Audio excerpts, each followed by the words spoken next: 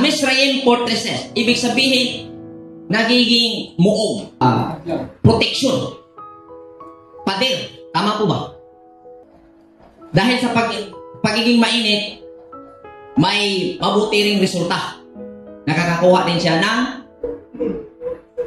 sandigan. Kumbaga, kanyang secure place niya ba?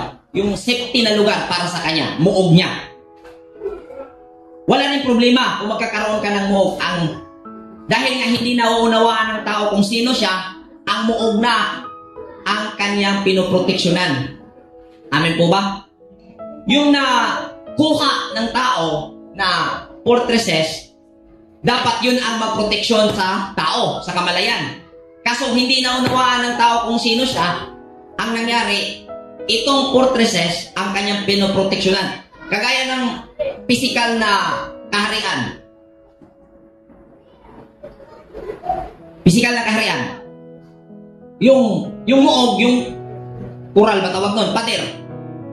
Yun yung proteksyon. Pero, ang nangyari sa spiritual na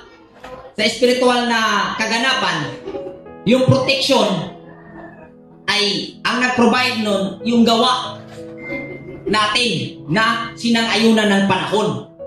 Yun yung spiritual na proteksyon. Nakuha niyo po? Ang proteksyon natin, yung pong gawa natin na sinang-ayunan ng panahon. Kaso ang nangyari sa present time natin, yung naging resulta sa gawa natin na sinang-ayunan ng panahon, nung nandyan na sa harap natin, yun na ang pinoproteksyonan natin na yung ginagawa nating